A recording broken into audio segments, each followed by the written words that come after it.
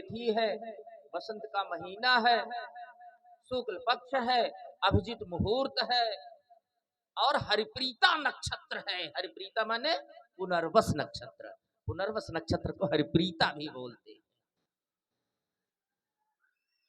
सारी स्थिति उलट पलट गई महाराज।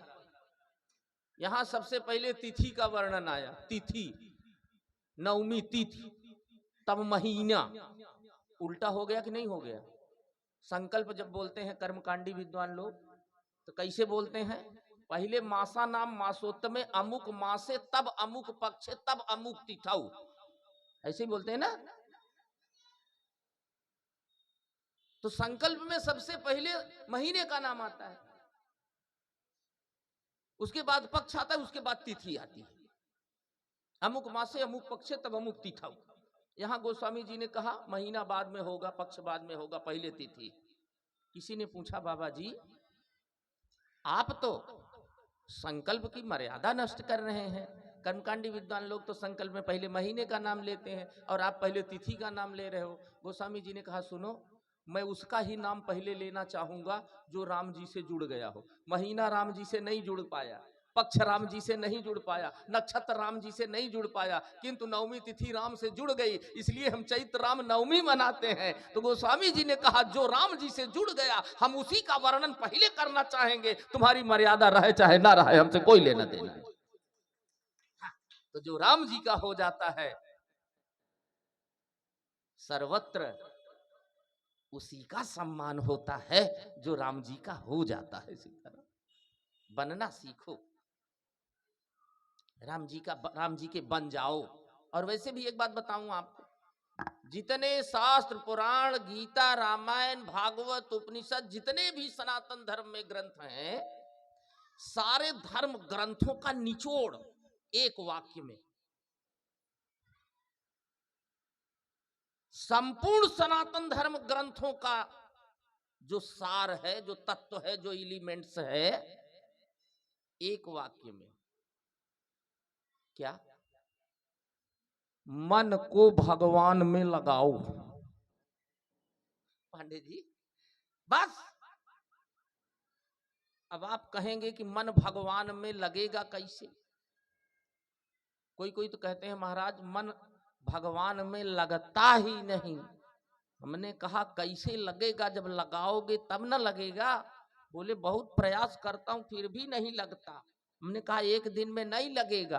बोले तब? हमने कहा गीता में भगवान श्री कृष्ण ने कहा अभ्यासेन तु कौन्तेय वैराग्येण च गृह्यताम।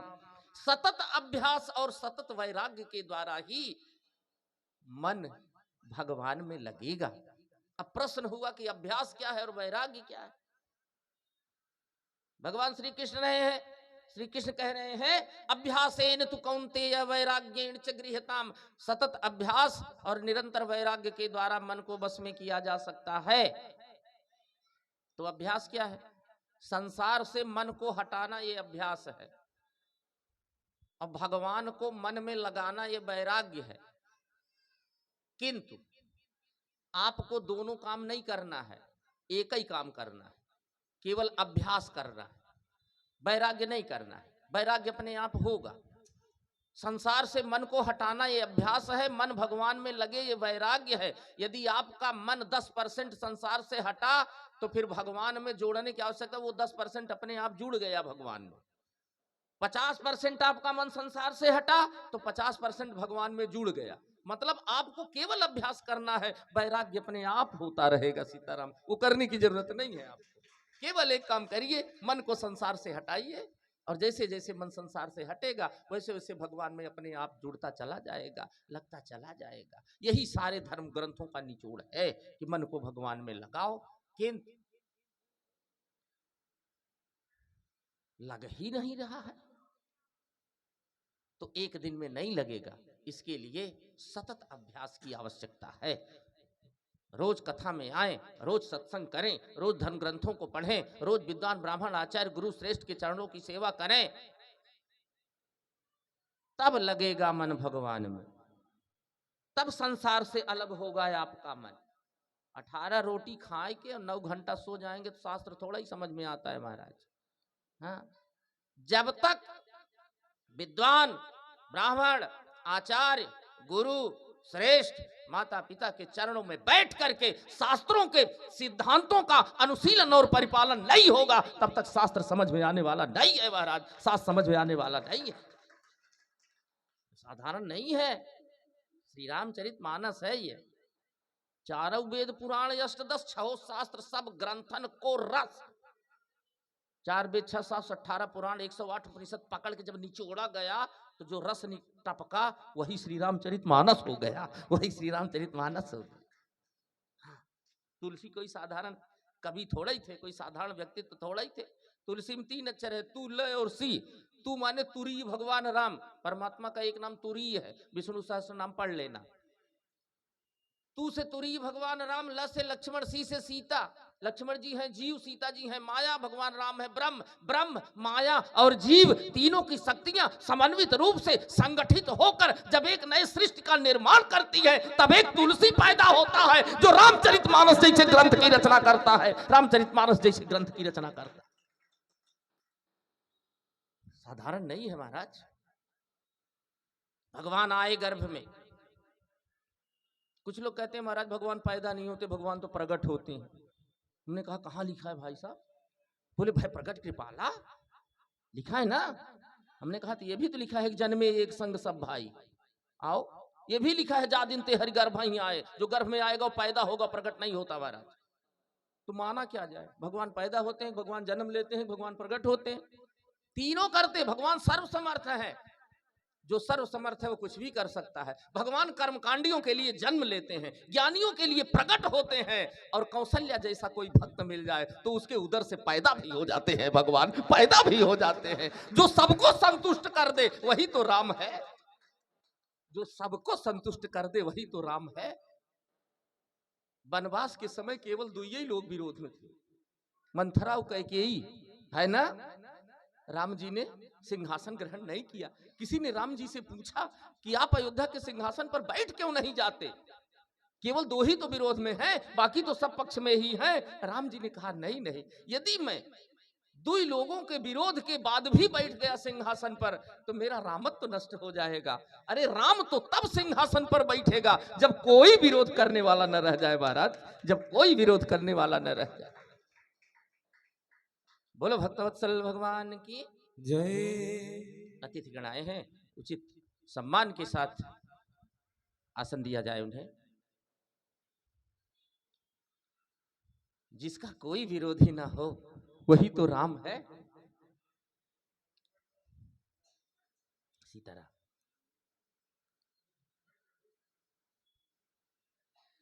जिसका कोई विरोधी ना हो वो राम है, और जो किसी से विरोध ना करे वो राम है। पूरे श्री रामचरितमानस की बात कर रहा हूं मैं। आप एक भी ऐसा व्यक्ति बताओ जिसने राम जी को गाली दिया हो।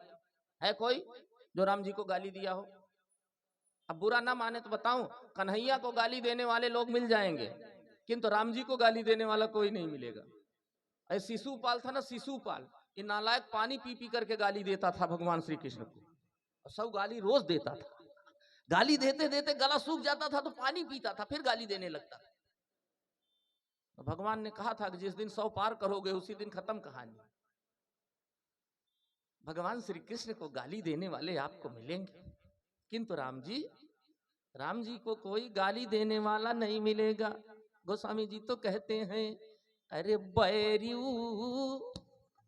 बैरी माने शत्रु, अरे बैरू राम बड़ाई करही, बैरू राम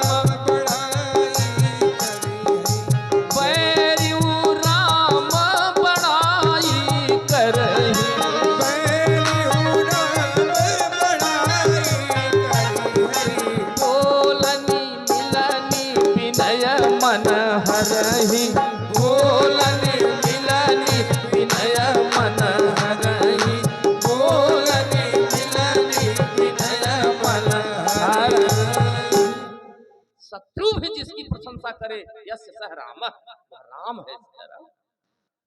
तो भगवान जन्म भी लेते हैं, भगवान पैदा भी होते हैं, भगवान प्रकट भी होते हैं। कर्मकांडियों के लिए भगवान जन्म लेते हैं, ज्ञानियों के लिए भगवान प्रकट होते हैं, और भक्तों के लिए भगवान पैदा होते हैं।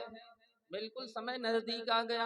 योग लग्न ग्रहवार तिथि सकल भय अनुकूल, संपूर्ण सचराचर में आनंद उल्लास उमंग उत्कंठा और खुशी का वातावरण है। समूची प्रकृति शांत है, शीतल मंद सुगंध हवाएं धीरे धीरे बह रही हैं, और समुद्र मड़ियों से भरसा गया है। चारों तरफ हृदय में आनंद की अनुभूति हो रही है। कुछ तो नया होने वाला है। भगवान आए, नवमी तिथि थी, दोपहर के 12 बजे। नवमी को भगवान क्यों आए, थोड़ी व्याख्या करूं क्या? समय देखिए, 1 घंटे का समय है। नवमी को भगवान आए। नवमी को भगवान क्यों आए, 2-4 कारण बताता हूं आपको, सुने। नवमी पूछा गया, नवमी को ही भगवान क्यों आए? एकादशी को आ जाते, बड़ा बढ़िया दिन होता है एकादशी, है ना। पूर्णमासी को आ जाते, अमावस्या को आ जाते, द्वादशी भी अच्छा होता है, आ जाते। नवमी को ही क्यों आए? नवमी को आने के विशेष कारण है, बहुत ढेर सारे कारण हैं। 2-4 कारण बताता हूं आपको। जनेऊ में कितने तागे होते हैं? 3 तागे, और तीनों में 3-3 तागा होता है, 3 तिया 9, है ना। और ये 9 तागे ब्राह्मण के, जनेऊ के 9 तागे ब्राह्मण के 9 गुण के सिंबल हैं। भगवान ने कहा, ब्राह्मणों, मेरे भक्तों, तुम्हारे जनेऊ में 9 धागे हैं, तो उन 9 धागों वाले जनेऊ की रक्षा करने के लिए राम नवमी तिथि को आ रहा है। इसलिए नवमी तिथि मधु मास पुनीता, नवमी तिथि मधु मास पुनीता, नवमी तिथि मधु मास पुनीता। एक कारण हो गया। दूसरा कारण, 9 की संख्या पूर्ण है, चाहे जितने का गुणा करो, आमने सामने की संख्या जोड़ते चले जाओ, 9 ही आएगा। 9 दूना 18, 8 1 9, 9 3 27, 7 2 9, 9 5 45, 5 4 9, 11 9 99, 9 9 18, फिर 8 1 जोड़ो 9। चाहे जितने का गुणा कर दो, लास्ट में 9 ही आएगा महाराज। तो 9 की संख्या पूर्ण मानी गई गणित में। भगवान ने कहा, यदि 9 की संख्या पूर्ण है तो मैं पूर्ण ब्रह्म परमात्मा हूं, इसलिए नवमी तिथि को आ जाता हूं। अरे नवमी तिथि मधु मास पुनीता, नवमी तिथि मधु मास पुनीता, नवमी तिथि मधु मास पुनीता। इसी श्री रामचरितमानस में सप्तर्षियों ने कहा, भगवान शिव में 9 अवगुण है। अवगुण 9 कौन कौन से? भगवान शिव उदासीन है, तेहि के वचन मान विश्वासा, तुम चाहो पत सहज उदासा। उदासीनता पहला अवगुण। निर्गुण नीलज कुबेश कपाली आकुल अगेह दिगंबर ब्याली, ये 9 अवगुण शिव जी में बताया गया। भगवान विष्णु में 9 प्रकार के गुण बताए गए। कौन कौन से? अति सुंदर, सुच, सुखद, सुशीला, गावहि वेद जासु जस लीला, 5 हो गया। दूषण रहित, सकल गुण राशि, श्रीपति पूर्व वैकुंठ निवासी, 9 गुण। भगवान शिव में 9 अवगुण, भगवान विष्णु में 9 गुण। पूछा गया, भक्ति कितने प्रकार की होती है? गोस्वामी जी ने कहा 9 प्रकार की। 9धा भगत। अच्छा, संसार में श्रेष्ठ लोग कितने हैं? तो संसार में श्रेष्ठ लोग 9 ही हैं। कौन कौन? गिन लो आप। विधि माने ब्रह्मा जी, गणपति, अहिपति, शिव, शारद, कवि, कोविद, बुध, बुद्ध विशारद, 9 हो गए। संसार में गए गुजरे लोग कितने हैं? 9 लोग। कौन कौन से? कूर, कठिन, खल, कुमत, कलंकी, नीच, निशील, निरीह, निशंकी, 9 लोग। भगवान राम ने कहा, तुलसी, ये बार बार तुम 9 की संख्या का प्रयोग क्यों कर रहे हो? शिव जी में 9 प्रकार के अवगुण, भगवान विष्णु में 9 प्रकार के गुण, नवधा भक्ति 9 प्रकार की, श्रेष्ठ लोग 9, गए गुजरे लोग 9, आखिर तुम कहना क्या चाह रहे हो? गोस्वामी जी ने कहा भगवान मुझे 9 का अंक बड़ा प्रिय है। राम जी ने कहा तुलसी तुम मेरे भक्त हो, और जब मेरे भक्त को 9 का अंक इतना प्रिय है कि बार बार 9 के अंक का वर्णन कर रहे हो, तो चलो राम नवमी तिथि को आ जाता है। इसलिए नवमी तिथि मधुमास पुनीता नवमी तिथि मधुमास पुनीता नवमी तिथि मधुमास पुनीता। और ज्योतिष शास्त्र में 5 प्रकार की तिथियां मानी जाती है, जया, नंदा, भद्रा, रिक्ता, पूर्णा। ज्योतिष शास्त्र की जो रिक्ता तिथि है साधारण पंचांग की वही नवमी तिथि है। रिक्त माने खाली, बहुत चीजें उस समय रिक्त थीं, खाली थीं। उन सारे खाली चीजों को भरने के लिए, उन सारे रिक्त जगहों को अतिरिक्त बनाने के लिए